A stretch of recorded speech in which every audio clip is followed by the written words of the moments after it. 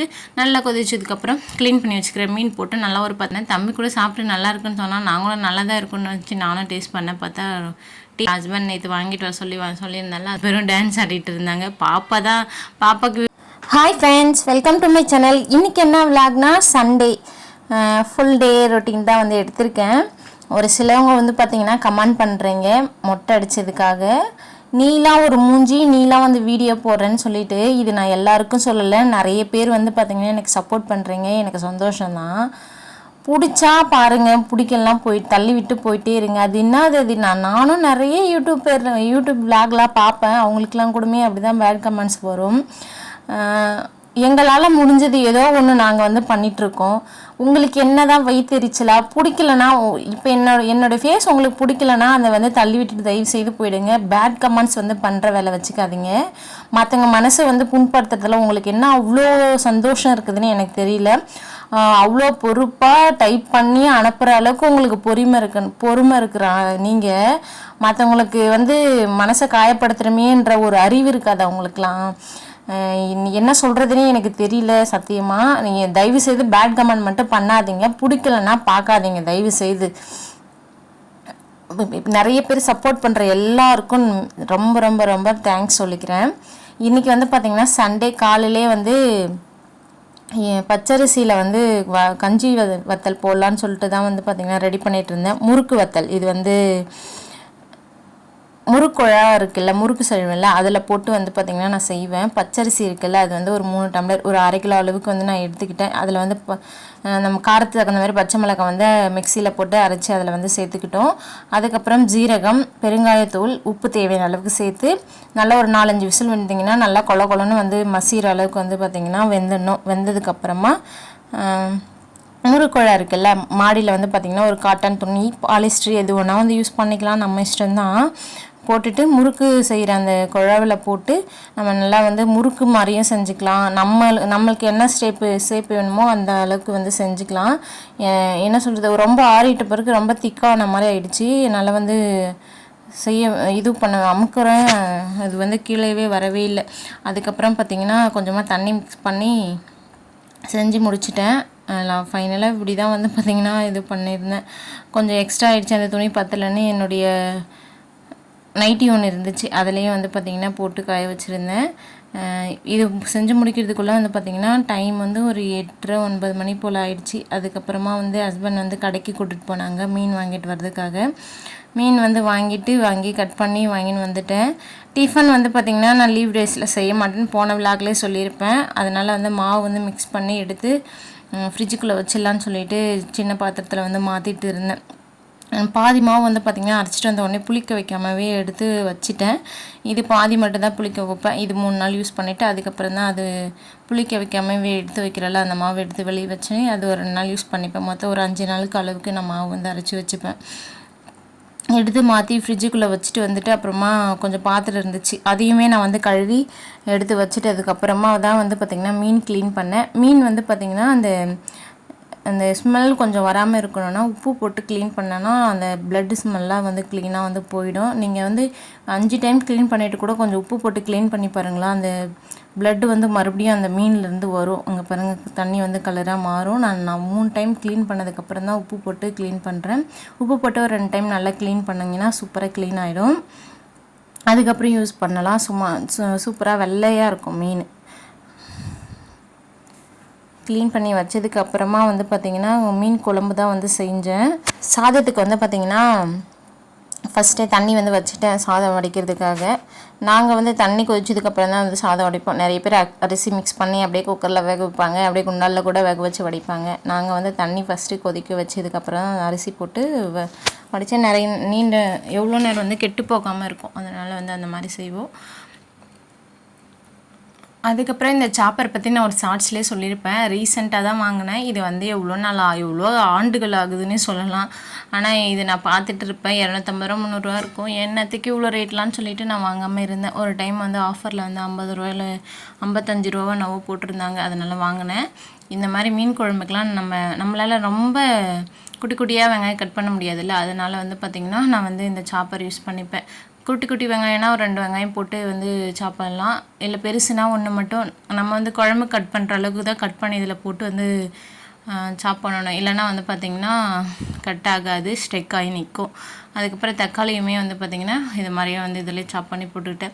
நம்ம மிக்சியில் அரைச்சினா தண்ணி விடும். இந்த சாப்பரில் இப்போ யூஸ் பண்ணும்போது வந்து பார்த்திங்கன்னா தண்ணி விடாது, நல்லாயிருக்கும். நம்ம கையால் கட் பண்ணுற மாதிரியே இருக்கும். அதனால தான் அந்த மாதிரி பண்ணுவேன். மீன் குழம்பு என்னோடய ஸ்டைலில் நான் எப்படி வைப்பேன்னா, நான் வந்து இந்த கிராமத்து டேஸ்ட்டில் வந்து அந்த மாதிரி இதுதான் வைப்பேன். இஞ்சி பூண்டு பேஸ்ட்லாம் நாங்கள் யூஸ் பண்ண மாட்டோம். இது கறி குழம்புக்கு தான் வந்து பார்த்திங்கன்னா சிக்கன் மட்டன் அதுக்கு தான் இஞ்சி பூண்டு பேஸ்ட்டு யூஸ் பண்ணி வைப்பேன். எண்ணெய் ஊற்றிட்டு கடுகு போட்டு கொஞ்சமாக வந்து பார்த்திங்கன்னா ஒரு 4-5 நம்ம புளி தண்ணி யூஸ் பண்ணுறல, அதனால் வந்து வெந்தயம் போட்டுப்பேன். வெந்தயம் போட்டு வெங்காயம் வந்து நம்ம தேவையான அளவுக்கு தான் வந்து சேர்த்துக்கலாம். எத்தனை பேருக்கு வேணுமோ அத்தனை அவ்வளோ வெங்காயம் வந்து சேர்த்துக்கணும். நாங்கள் வந்து தம்பி பாப்பா பெருசாக சாப்பிட மாட்டாங்க, நானும் ஹஸ்பண்ட் தான்றதுனால நான் ஒரு 3 வெங்காயம் பெரிய வெங்காயம் போட்டு அதுக்கப்புறம் நான் ஒரு 4 தக்காளி போட்டுட்டேன். பூண்டு தட்டி வச்சுக்கணும். தட்டி வச்சு எண்ணெயிலே ஃபஸ்ட்டு போட்டு வதக்கிட்டு அதுக்கப்புறம் தக்காளி போட்டு வதங்கினதுக்கப்புறமா மிளகாய்த்தூள், குழம்பு மிளகாய்த்தூள் தான் நாங்கள் வந்து யூஸ் பண்ணுவோம். மஞ்சத்தூள் போட்டு ஒரு மிக்ஸ் பண்ணிவிட்டு எண்ணெயிலே அதுக்கப்புறமா புளி கரைசல், தேவையான அளவுக்கு தண்ணி, உப்பு சேர்த்துட்டு நல்லா கொதிச்சதுக்கப்புறம் க்ளீன் பண்ணி வச்சுக்கிற மீன் போட்டு நல்லா ஒரு 10 நிமிஷம் கொதிக்க வச்சு இறக்குனா சூப்பரான மீன் குழம்பு வந்து ரெடி ஆகிடும். நிறைய பேர் நிறைய டைப்பில் வந்து பார்த்திங்கன்னா மீன் குழம்பு செய்வாங்க. நான் வந்து எப்போயுமே இந்த சைடில் இந்த மாதிரி தான் செய்வேன். அதுக்கப்புறம் தம்பி பாப்பா டைம் வந்து ஒரு 11 மணி போல் ஆகிடுச்சு. சரி அவங்கள கூட்டி வரதுக்காக சாப்பாடு போட்டு எடுத்துகிட்டு போயிட்டேன். பாப்பா வந்து ஃபோன் தரலையா, அதுக்காக வந்து அழுதுட்டு நின்றுட்டு இருந்தா. அவங்க அண்ணன் மட்டும் ஃபோன் பார்த்துட்ருக்கான் அப்படின்னு சொல்லிட்டு டைம் வந்து கரெக்டாக 11:15 ஆக போகுது. அப்போ தான் 2 பேருக்கு ஊட்டி விட்டுட்டு அதுக்கப்புறம் நானும் சாப்பிட்டேன். நேற்று வந்து தர்பூசணி வந்து வாங்கிட்டு வந்திருந்தேன்னு சொல்லியிருந்தேன்ல, இந்த ஃபஸ்ட்டு வந்து இந்த ஒரு மாதிரி அந்த காம்போ சைடில் வந்து வெட்டி பார்த்தோன்னே காய் மாதிரி தெரிஞ்சிச்சு. நான் கூட காயாக தான் இருக்கும் அப்படின்னு நினச்சி பயந்து போயிட்டேன். அதுக்கப்புறமா தான் பார்த்திங்கன்னா உள்ளே கட் பண்ணோடனே பழமாக இருந்துச்சு. சரி அப்புறம் நிம்மதி ஆயிடுச்சு. அப்படியேமா டேஸ்ட் பண்ணி பார்த்தா ஒரே சப்புன்னு நல்லாவே டேஸ்ட்டாகவே இல்லை. அப்புறம் என்ன பண்ணுறது, அப்படியே நாங்களே வந்து சாப்பிட்டுட்டு மீதி வந்து கொஞ்சம் ஃப்ரிட்ஜில் வச்சுட்டோம். தம்பி தான் இங்கே வந்து அம்மா கட் பண்ணி கொடும்மா அப்படின்னு சொல்லி கேட்டிருந்தான். மதியம் வந்து பார்த்திங்கன்னா ஒரு 2 மணி போல். சரின்னு சொல்லிட்டு தம்பி கூப்பிட்டு ஃபஸ்ட்டு தம்பிக்கு தான் வந்து கொடுத்தேன். தம்பி பாப்பா 2 பேருக்கு தான் கொடுத்துட்டு அதுக்கப்புறம் நான் வந்து டேஸ்ட் பண்ணேன். தம்பி கூட சாப்பிட்டு நல்லா இருக்குன்னு சொன்னால் நாங்களும் நல்லா தான் இருக்குன்னு வச்சு நானும் டேஸ்ட் பண்ணேன். பார்த்தா டேஸ்ட் அவ்வளோவும் இல்லை, சப்புன்னு தான் இருந்துச்சு. நாளைக்கு சரி ஜூஸ் போட்டுக்கலாம்னு சொல்லிட்டு கொஞ்சம் சாப்பிட்டு கொஞ்சம் ஃப்ரிட்ஜில் வந்து வச்சுட்டேன். அப்புறம் இஞ்சி பூண்டு பேஸ்ட் வந்து பார்த்திங்கன்னா ரெடி பண்ணியிருந்தேன். அதையுமே வந்து ஒரு கண்ணாடி பாட்டிலில் போட்டு வச்சா கொஞ்ச நாள் கெட்டு போகாமல் இருக்கும். நான் வந்து ரொம்ப ரொம்ப ரொம்ப கம்மியாக தான் அரைப்பேன். இதுவே வந்து பார்த்திங்கன்னா ஒரு மாதத்துக்கிட்ட வந்து நான் யூஸ் பண்ணிப்பேன். நாங்கள் வந்து அதிகமாக யூஸ் பண்ண மாட்டோம். வாரத்துக்கு 1 டைம் தான் நான்வெஜ் எடுப்போம். அதுக்கப்புறமா இந்த குருமா வந்து வைப்போம்ல, வெஜிடபிள் ரைஸ், அதுக்கெலாம் தான் கொஞ்சம் தான் யூஸ் பண்ணுவேன், நிறையலாம் யூஸ் பண்ண மாட்டேன். அதனால் கொஞ்சமாக மட்டும் ரெடி பண்ணி வச்சுக்கிட்டேன். ஈவினிங்காக ஒரு 4:30-5 மணிக்கிட்ட ஆக போகுது. வெயில் வந்து கம்மியாகிற டைமில் வந்து பார்த்திங்கன்னா வடகம் வந்து நல்லாவே காஞ்சி இருந்துச்சு. வடகம் வந்து எப்படி எடுக்கணும்னா துணியில் வந்து நல்லாவே ஒட்டிகிட்ருக்கும். அது வந்து திருப்பி போட்டு மேலே வந்து தண்ணி தெளிச்சிடணும். தண்ணி தெளிச்சிங்கன்னா அதுவே அழகாக எடுத்துகிட்டு வந்துடும். நம்மளே பிடிச்சி இஸ்துன்னு வச்சுக்கோங்களா, அந்த துணியில் இருக்கிற நூல் எல்லாமே சேர்ந்து பிச்சுக்கிட்டு வரும். அதனால் அந்த மாதிரி எடுக்கக்கூடாது. இந்த மாதிரி துணியில் தண்ணி தெளித்து எடுத்துக்கணும். நேற்று தான் என்னவோ மாடி க்ளீன் பண்ணேன், அதுக்குள்ளே செம்ம அழுக்கு. இந்த வேஷ்டி ஃபுல்லாகவே வந்து பார்த்திங்கன்னா கருப்பு கலரில் ஆயிடுச்சு தண்ணி தெளிச்சதுக்கப்புறம். அப்புறமா வத்தெல்லாம் எடுத்து திரும்ப வெயில் கொஞ்சம் இருந்துச்சு, வெயிலே வச்சுட்டு போயிட்டேன். நம்ம தண்ணி தெளிச்சதுக்கப்புறமா வந்து பார்த்திங்கன்னா கொஞ்சம் ஈரமான மாதிரி ஆகும். கொஞ்சம் நேரம் காற்றுல வந்து ஒரு 1/2 மணி நேரம் வச்சுன்னா கொஞ்சம் காஞ்சிரும். அதனால் அப்படியே வச்சுட்டு போயிட்டேன். அதுக்கப்புறம் ட்ரெஸ்ஸு வந்து துவைச்சி போட்டிருந்தோம், அது வந்து எடுத்துகிட்டு போயிட்டு வச்சிடலான்னு சொல்லிவிட்டு அப்படியே கையோடு எடுத்துகிட்டு போயிட்டு வந்து அதுக்கப்புறம் மற்றெல்லாம் எடுத்து வச்சுட்டு வந்து டீ போடுறதுக்காக வந்தேன். காலிஃப்ளவர் வாங்கிட்டு வந்து ஒரு 2-3 நாள் ஆச்சு.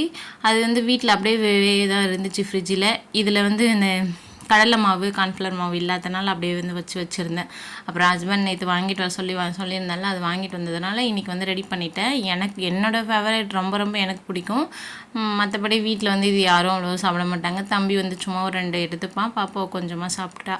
ஹஸ்பண்ட் சுத்தமாகவே சாப்பிடல, நானே தான் ஃபுல்லாத்தையும் வந்து சாப்பிட வேண்டிய நிலமை வந்துருச்சு. சின்ன பூ தான்றதாலும் கொஞ்சம் தான் இருந்துச்சு. கொஞ்சமாக மட்டும் மீதி எடுத்து ஃப்ரிட்ஜில் வச்சுட்டு கொஞ்சம் மட்டும் செஞ்சுக்கிட்டு அப்புறம் டீயுமே வந்து போட்டு குடிச்சிட்டு இன்றைக்கி ஞாயிற்றுக்கிழமைன்றதுனால தம்பி பாப்பாவுக்கு சுற்றி போட்டேன். கிட்டத்தட்ட ஒரு மாதம் மேலே ஆயிடுச்சு சுற்றி போட்டு. ஏதாச்சும் ஜுரம் அந்த மாதிரினா தான் இந்த சுற்றி போடுற ஞாபகம் வரும். உடம்பு சரியில்லாமல் ஆகுற டைமில் தான். 2 பேருமே வந்து பார்த்திங்கன்னா கோல்ட் ஆகிட்டு சரியாக சாப்பிட்றதே கிடையாது. அதனால் சுற்றி போட்டுட்டு ஹஸ்பண்ட் வந்து லுங்கி எடுக்கிறதுக்காக கடைக்கு போகிறேன்னு சொல்லியிருந்தாங்க. திருவண்ணாமலை வந்து பச்சையப்பா சில்க்ஸ் ஓப்பன் பண்ணியிருக்காங்கள, அது அங்கே தான் வந்து வந்திருந்தோம். ஹஸ்பண்ட் வந்து லுங்கி பார்த்துட்டு இருந்தாங்க. அங்கே மியூசிக் ஓடிட்டு இருந்துச்சு. அதை பார்த்து தம்பி பாப்பா 2 பேரும் டான்ஸ் ஆடிட்டு இருந்தாங்க. பாப்பாவுக்கு விவரம் தெரியறதுனால பாட்டு சவுண்டு கேட்டோடனே டான்ஸ் ஆட ஆரம்பிச்சிட்டா. நான் வந்து பார்த்திங்கன்னா ஹஸ்பண்ட் என்னோடய வெட்டிங் டேக்கு எடுத்து கொடுத்த சாரீக்கு இன்னும் வந்து தைக்காமல் இருந்தேன். அதுக்கு வந்து லைனிங் வாங்குறதுக்காக அந்த செக்ஷன் போயிருந்தேன். அப்படியே வந்து பார்த்திங்கன்னா ப்ளவுஸில் நம்ம லேஸ் வச்சு தப்போம்ல, அதுவுமே வந்து ஒன்று வாங்கிட்டு வந்துட்டோம் வீட்டுக்கு. இந்த வத்தல் வந்து போட்டோம்ல, அது வந்து பார்த்திங்கன்னா இது வந்து மறாவது நாள் காலையில் ஹஸ்பண்டுக்கு புளி சாதம் வந்து செஞ்சு கொடுத்தேன். இது மறாவது நாள் ஃபுல்லாக காய வச்சுட்டு வந்தால் வந்து வறுக்கணும். இது காஞ்ச மாதிரி தான் இருந்துச்சு. அதனால் வந்து பார்த்திங்கன்னா வறுத்து பார்க்கலான்னு வறுத்து பார்த்தேன். சூப்பராகவே வந்து பார்த்திங்கன்னா வந்து இருந்துச்சு. கண்டிப்பாக ட்ரை பண்ணுங்கள். வீட்டில் சும்மா இருக்கிறவங்க வந்து பார்த்திங்கன்னா ட்ரை பண்ணலாம் கண்டிப்பாக. ஆனால் கொஞ்சம் வந்து வேலை அதிகமாக தான் இருக்கும் வத்தல் போடுறதில்ல. சும்மா தானே இருக்கேன் அப்படின்னு சொல்லிட்டு நான் வந்து செஞ்சு வச்சுட்டேன். இது தம்பி பாப்பா 2 பேருக்குமே ரொம்ப பிடிக்கும். எனக்குமே வந்து பார்த்திங்கன்னா ஸ்நாக்ஸ் இல்லாத டைமில் வறுத்து வச்சுக்கிட்டு நானுமே சாப்பிடுவேன். டேஸ்ட்டாக இருக்கும். இது எனக்கு ரொம்ப பிடிக்கும். அதனால் வந்து பார்த்திங்கன்னா போட்டு வச்சுக்கிட்டு ஸ்டோர் பண்ணி வச்சுக்கிட்டேன். கிட்டத்தட்ட ஒரு 3-4 மாதம் தான் யூஸ் பண்ணுவேன். கொஞ்சம் தான் செஞ்சேன். இந்த விளாக் இதோட முடியுது. எனக்கு சப்போர்ட் பண்ணுற எல்லாருக்கும் ரொம்ப ரொம்ப தேங்க்ஸ். பாய். நெக்ஸ்ட் வீடியோவில் பார்க்கலாம்.